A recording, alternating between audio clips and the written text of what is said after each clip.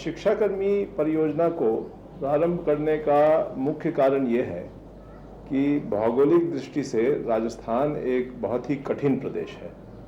यहाँ जनजाति बहुल क्षेत्र भी हैं, रेगिस्तानी इलाके भी हैं। रेगिस्तानी इलाकों की खास बात यह है कि दूरियां बहुत अधिक हैं और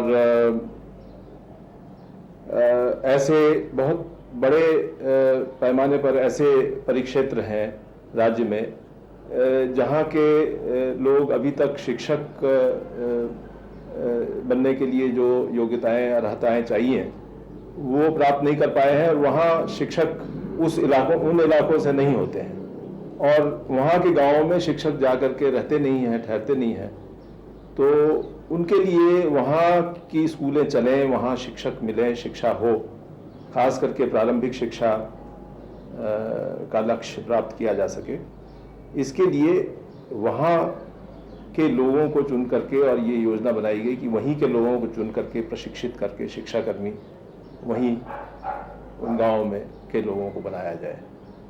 पहले कोई स्कूल नहीं था, केवल एक नाम मात्र का स्कूल, टूटी फूटी बिल्डिंग, बच्चों के लिए कोई उम्मीद नहीं थी।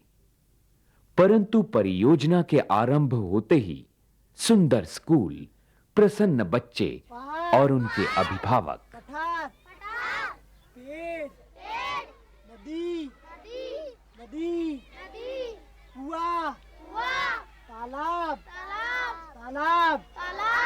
साथियों, यहाँ ये जानना जरूरी है कि शिक्षाकर्मी किस प्रकार से शिक्षा प्राप्त कर रहे हैं और बाद में किस प्रकार से ये सीखी हुई शिक्षा बच्चों को पढ़ाने में सहायता कर सकती है। प्रशिक्षण शिविर में स्वयं सीखने की प्रबल इच्छा से उपलब्ध की गई इस पद्धति की सफलता का मूल कारण क्या है, जिससे ये पर्यावरण के साथ पूरी तरह से जुड़ जाए। क्या पढ़ाया था आपने?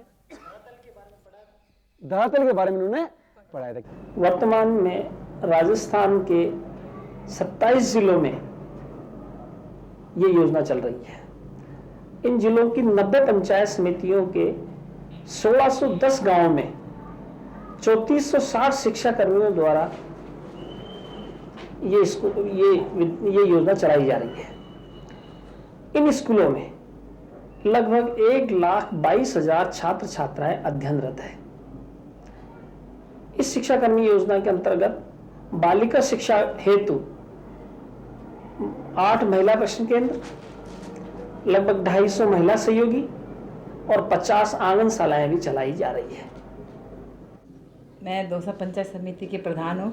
हमारे क्षेत्र में भी शिक्षाकर्मी योजना की करीब 11 स्कूलें चल रही है और वो ऐसे अंदरूनी इलाकों में, काफ़ी पहाड़ी क्षेत्र में जहाँ के टीचर्स जाने में उनको प्रॉब्लम होती थी और मैंने स्वयं ने जाके देखा है कि एक गांव तो ऐसा है पहाड़ी इलाके पे जहाँ कि हम जीप से गए तो करीब 2 घंटे लगे उसमें जाने में, और उस गांव में उस वहाँ पे जो शिक्षाकर्मी स्कूल चल रहा है वहीं के टीचर्स लगे हुए हैं और उन शिक्षाकर्मी स्कूल काफ़ी अच्छा चल रहा है। और इसमें साक्षरता के अभियान में इसमें शिक्षाकर्मी जो प्रोजेक्ट्स है इसको काफ़ी बढ़ावा मिला है। शिक्षाकर्मी योजना जो राजस्थान के विभिन्न ज़िलों में, विभिन्न पंचायत समिति में, दूर दराज के गाँव में चल रही है, वहाँ पर अधिक से अधिक संख्या में विद्यालयों में महिला शिक्षाकर्मियों को भेजना ताकि वो स्कूल में बच्चों को पढ़ा सकें और बालिकाओं को, विशेष तौर पर लड़कियों को विद्यालयों में पढ़ने के लिए आकर्षित कर सकें। गांव के अंदर बहुत कम लड़कियां विद्यालय में जाती हैं।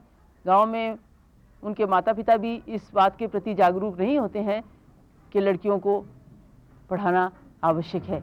लड़कों को तो वो पढ़ा लेते हैं परंतु लड़कियों के प्रति ज़्यादा ध्यान नहीं देते हैं।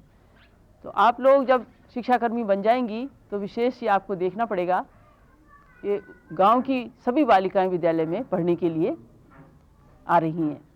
जिस गांव में शिक्षाकर्मी स्कूल है वहां से ही शिक्षाकर्मी अथवा महिला शिक्षाकर्मी लिए जाते हैं और वो उसी गांव के रहने वाले होने चाहिए और उनका चयन भी शिक्षाकर्मी सदस्य गांव वालों के साथ मिलकर करते हैं।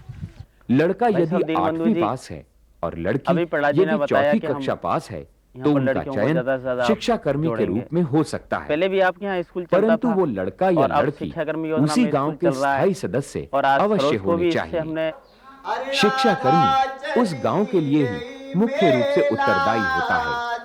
शिक्षा कर्मी के रूप में उसे जो भत्ता मिलता है वो उसी से ही अपना और अपने परिवार का निर्वाह करता है। देखो आपके समक्ष एक संख्या लिखी जा रही है, पढ़ो इसे। परियोजना के शिक्षण प्रशिक्षण केंद्र के अध्यापक किस प्रकार से प्रशिक्षण लेने के पश्चात विभिन्न विषयों को पढ़ा रहे हैं। अब देखो इसके नीचे एक संख्या और लिखी जा रही है। दिन का प्रशिक्षण और उसके पश्चात भी समय समय पर शिक्षण की व्यवस्था करना परियोजना का एक मुख्य अंग है। महिला प्रशिक्षण केंद्र में क्रेच प्रशिक्षण प्राप्त महिला शिक्षा कर्मी के बच्चों को देखने के लिए और उनके रखरखाव के लिए प्रशिक्षण केंद्र का एक भाग है, जिसको योग्यता प्राप्त आया चलाती है। उसमें क्या सीखा आपने? उसमें यही मतलब बच्चों को कैसे रखते हो आप, बच्चों के क्या क्या मतलब खाने को देते हो, बच्चों को कैसे परमेश्वर करते हो इनके। उससे आपको कुछ फायदा हुआ ट्रेनिंग से? हाँ, क्यों नहीं? ट्रेनिंग से खूब फायदा हुआ। हाँ। आपने ट्रेनिंग में कुछ कोई कहानी, कोई गीत, कोई लोरी वगैरह भी सीखी क्या? हाँ सीखी थी। कोई बच्चे को संभालने देखिए, लोरी गाइए कोई? हाँ गाई थी। गाइए गाइए, अभी गाइए बच्चे को लेके। कितनी गोलियां ये? कितनी गोलियां ये? 9। कितनी है? जिनमें से कितनी गोलियां निकालनी है? कितनी निकालनी है? 3। 1 2 3।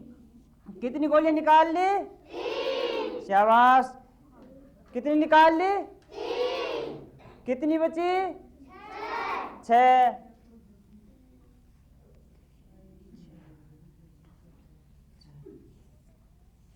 कितनी गोलियां बची? 6। ये 6। कितनी गोलियां थी पूरी? जिनमें से कितनी निकाली है? कितनी बची? 6। ये कितने है?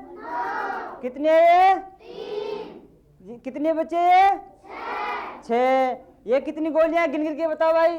शाबाश। 1 2 3 4 5 6 7 8 9। कितनी गोलियां है ये? 9। कितनी है? 9। ये ऊपर वाली गोलियां कितनी है? 9। ये कितनी गोलियां है भाई गोपाल? ये कितनी गोलियां नीचे? 3। गिन गिन के बताओ भाई। 1 2 3। कितनी गोलियां है ये? 3। शाबाश। दिन को ये गिन गिन के बताओ कितनी गोलियां है? 1 2 3 4 5।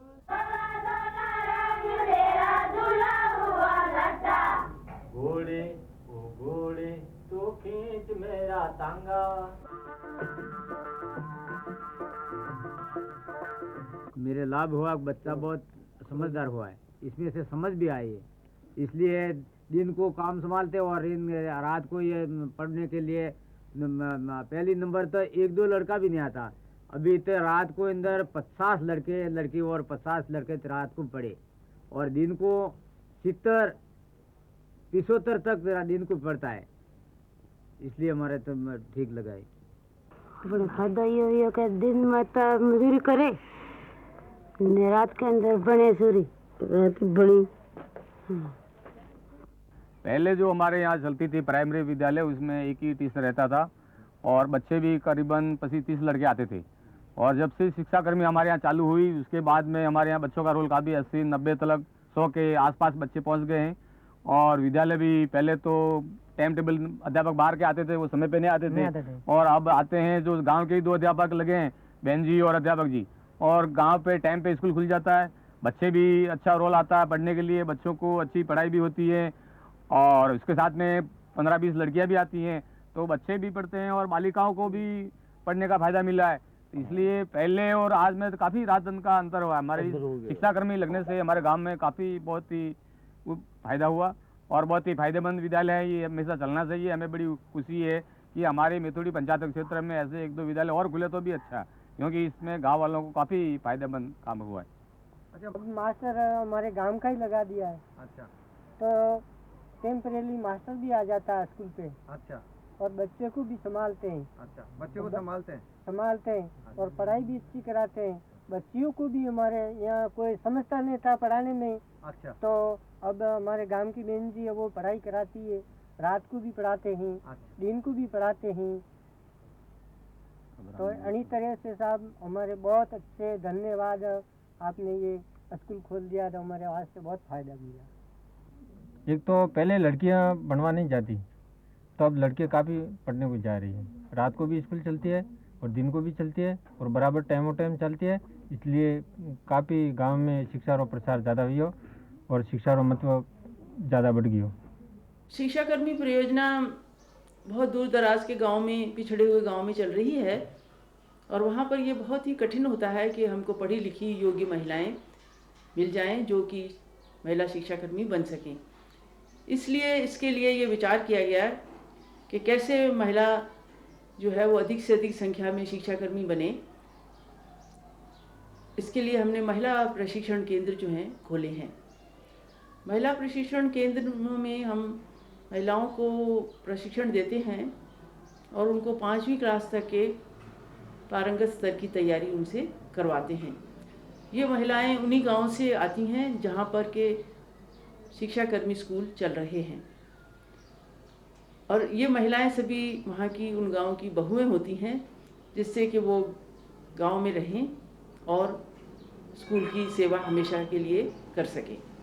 वर्तमान में शिक्षाकर्मी बोर्ड द्वारा 2 तरह की पाठशालाएं चलाई जा रही हैं, दिन की एवं रात की। रात की पाठशालाओं को हम प्रहर पाठशाला कहते हैं। प्रहर पाठशाला और अनौपचारिक शिक्षा केंद्र में काफ़ी समानता है। प्रहर पाठशाला के जो सफल नतीजे उभर कर आए हैं और किन कारणों से उभरे हैं, उन्हीं को हम जो है अपनी अनौपचारिक शिक्षा केंद्र को सफल तरीके से कैसे चलाएं, उन चीज़ों को हम डालना चाहते हैं। अब ये कारण, जैसे सफल होने के कौन से कारण हैं, वो हैं प्रशिक्षण, सतत मूल्यांकन, प्रबोधन। तो इन चीज़ों को हम भी अपने अनौपचारिक शिक्षा केंद्र में डालना चाहते हैं और प्रयास यही हम लोग कर रहे हैं, जिससे हम भी अनौपचारिक शिक्षा केंद्र को एक सफल योजना, इसको कैसी बनाई जाए या इसको जो है हम प्रभावी तरीके से कैसे लागू करें, जिसमें शिक्षाकर्मी के स्तर और अनौपचारिक शिक्षा केंद्र में समानता हो जाए। और प्रत्येक गांव में 2 शिक्षाकर्मी होते हैं जो मिल करके ये कोशिश करते हैं कि गांव के 100% बच्चे स्कूल से, दिन के स्कूल से नहीं तो कम से कम प्रहर पाठशाला से तो जुड़ ही जाएं। और आपको जान के खुशी होगी कि अब तक 115 गाँव में ऐसे गांव हैं जहां पर कि 100% इस लक्ष्य को पूरा कर लिया गया है, यानी कि 6 से 14 आयु वर्ग के 100% बच्चे स्कूल में आ रहे हैं।